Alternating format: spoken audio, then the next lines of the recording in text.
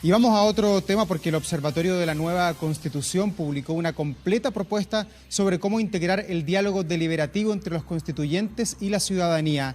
¿Es este elemento clave para la legitimación del proceso constitucional? Vamos a conversar de inmediato con Tomás Jordán, académico de la Universidad Alberto Hurtado e investigador de este observatorio. ¿Cómo estás, Tomás? Un gusto saludarte. Hola, Daur, buenos días, ¿cómo estás? Bien, lo primero, Tomás, preguntar para ilustrar un poco la conversación, ¿por qué es tan importante tener un mecanismo en el cual permanentemente los constituyentes puedan estar dialogando con la ciudadanía?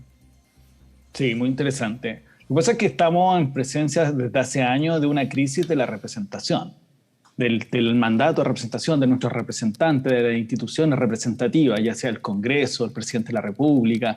Y esto no es solo en Chile, sino se viene dando en América, en Europa, lleva más de 30 años tratando de buscar una fórmula que permita oxigenar la democracia. Entonces, cuando nos enfrentamos al proceso constituyente, que en unas semanas más van a instalarse y van a llevar a cabo una redacción de una propuesta de texto que al final tenemos que aprobar la ciudadanía en un plebiscito final, la pregunta es, ¿bastará solo con que ellos estén reunidos en un lugar o en diversos lugares y sin considerar lo que las visiones de la ciudadanía en materia constitucional? Y eso yo creo que tiene que ver con su legitimidad. Es decir, hay un fenómeno muy propio que los órganos colegiados se tienden a elitizar y por lo tanto para evitar eso se incorporan instrumentos de participación ciudadana. Y desde este punto de vista, Tomás, ¿cómo deberían ser esos mecanismos de consulta ciudadana? Porque no se puede estar colegislando de alguna manera con la ciudadanía, tiene que ser una instancia que se reúna, Sí. no sé, vía internet, una vez al mes, por regiones. ¿Cuál es la propuesta? ¿Se podrían, por ejemplo, a lo mejor repetir los cabildos que estuvieron realizándose en el país hace algún tiempo? Sí, primero que todo, es buena la introducción que tú haces, porque la participación ciudadana no reemplaza el mandato que tienen los convencionales de redactar un texto, una propuesta de nueva constitución, sino que permite nutrirla de visiones de la ciudadanía. Y en ese sentido, esta propuesta también, que el equipo que la estuvo preparando, que Carolina Gómez, Paulina Medina y otros más, algunos de ellos participaron y participamos en la elaboración de las propuestas ciudadanas y los encuentros locales autoconvocados del 2016. Por lo tanto, en cierto sentido hay una continuidad. ¿Y de qué trata esta propuesta? Que primero que todo, reconociendo el mandato de representación, reconociendo que los convencionales tienen que redactar el texto, permite incorporar diálogo con la ciudadanía en ciertos momentos, ciertos meses, entre 4 y 5 meses se proponen, a través de grupos de trabajo, que se reúnan, se convoque a la ciudadanía, se prepare la ciudadanía, se prepare los convencionales al diálogo, porque distinto es discutir, distinto es solo conversar, a deliberar. Deliberar es tener un diálogo permanente sobre un tema y tratar de lograr llegar a un punto final. Entonces se propone que entre 4 y 5 meses, seguramente la convención se va a ordenar en grupos de trabajo. Estos grupos de trabajo convoquen, se abran a la ciudadanía y puedan tener jornadas de deliberación o de discusión sobre asuntos constitucionales. Por ejemplo, en materia de derechos sociales, que la Comisión de Derechos Sociales, si que existiera, convoque a la ciudadanía, reciba sus propuestas, genere un diálogo con ellas, se reúna en una jornada de mediodía, de un día completo, una o dos veces, las que estimen necesarios para empezar a conversar a través de una metodología. Por ejemplo, ¿cuáles son los derechos sociales que ustedes creen que deberían estar en la Constitución? Entonces se hace un pequeño ranking de 5 a 7 derechos, después de esto se discuten cuáles se priorizan y luego se discute cómo debería estar en el texto mismo esos derechos. Por ejemplo, en la materia de educación, ¿qué debería decir la Constitución sobre educación? Unos dirán el derecho a la educación, otros dirán la libertad de enseñanza, otros dirán la educación debe ser estatal. Y eso se va ordenando en términos de acuerdos parciales, o simplemente hay algunos que no van a terminar siendo acuerdos. Y eso se sistematiza. Entonces ese diálogo que se va a producir en jornadas de trabajo, se llega a un producto final que le permite tenerlo a la vista al convencional hombre o mujer cuando les toque redactar el texto. Entonces, por un lado está el mandato que tienen los convencionales de redactar la Constitución y por otro están las visiones de la ciudadanía. Y como han dialogado de forma permanente por un cierto tiempo, esa sistematización debería recoger también la visión de la ciudadanía, pero también poder incorporarla al texto en esa redacción que se tenga al final. Tomás, pero de alguna manera esto no podría afectar el desarrollo del proceso constitucional, pensando en que va a durar solamente 9 meses y en caso de que se necesite más plazo vamos a llegar a un año de trabajo. Al consultar permanentemente a la ciudadanía en muchas materias, ¿no se ralentiza todo el proceso? ¿No está para eso, por ejemplo, además, la semana distrital que van a tener los constituyentes si es que así se aprueba en el reglamento de instalación? Lo que pasa es que aquí hay que diferenciar entre el diálogo deliberativo con la ciudadanía, que debe ser en tiempo medianamente acotado para que no atrasen la redacción final, versus la devolución que hacen los propios convencionales, hombres y mujeres, a sus electores. Que eso, para eso ocurre o se realiza en general la semana distrital. Es decir, una cosa es volver al territorio a discutir generalmente con sus propios electores, y otra cosa es discutir con la ciudadanía en general o conversar con la ciudadanía en general los temas de la Constitución. Entonces, si uno tiene tiempo acotado, entre 4 o 5 meses, que va dialogando, porque en el fondo va formando el texto, por decirlo de alguna manera, el momento de reacción ya lleva incorporado la visión ciudadana, ya lleva incorporada esa mirada, y por lo tanto, es más, a nuestro juicio te permite ahorrar tiempo en el sentido de que esa reacción que vas a lograr va con legitimidad ciudadana incorporada. De acuerdo a lo que ustedes han presentado, Tomás, hay también experiencias internacionales que Chile está mirando. ¿A cuál experiencia internacional de crear una nueva constitución se parece el momento que estamos viviendo en nuestro país, y cuáles son los elementos que, a juicio de ustedes, deberíamos tomar para tener un buen funcionamiento?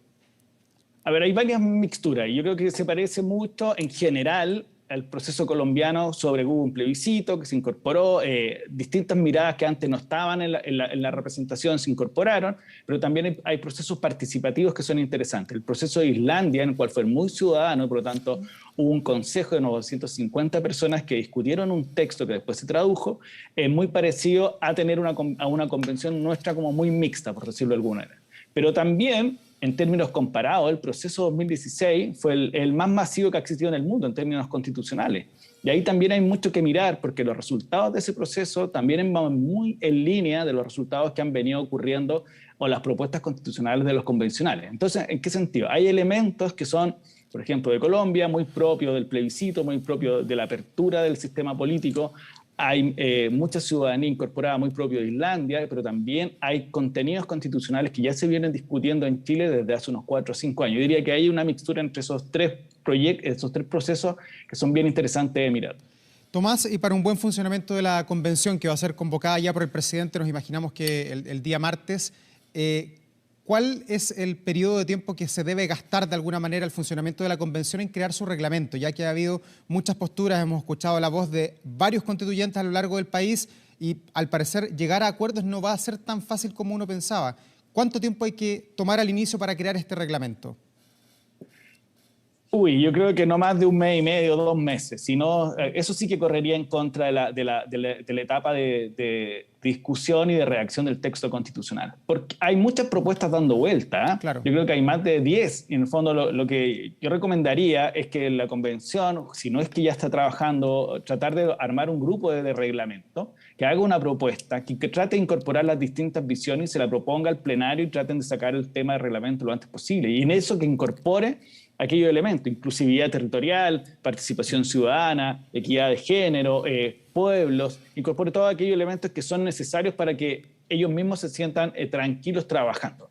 Pero entre más tiempo demora el reglamento, menos meses va a haber para la redacción del texto constitucional, y que además no va a ser una redacción fácil de la Constitución, porque si uno mira la composición de la Convención, es muy plural. Hay 16 fuerzas políticas, más 17 escaños políticas y sociales, más 17 escaños reservados, por lo tanto hay una multiplicidad de visiones que tienen que ser incorporadas en el texto final. Y una vez que comience ya el trabajo legislativo propiamente tal, la creación de la nueva Constitución, ¿por dónde hay que partir? ¿Cómo se comienza a hacer una Constitución? ¿Hay que partir por definir qué es chileno, por ejemplo? ¿Hay que irse de inmediato a lo que usted plantea que tiene que ver con los derechos sociales? ¿Hay que partir por la regionalización del país? ¿Hay que partir por el Banco Central, por las Fuerzas Armadas? ¿Cómo se ordena ese trabajo, sobre todo basado en las experiencias internacionales? Hay distintas fórmulas. Yo creo que la colombiana es importante porque se puso en un lado los temas que son fácil despacho, por decirlo así, aquellos que podría haber mayor grado de acuerdo versus aquellos temas difíciles. Entonces se empieza a resolver desde lo fácil a los difíciles.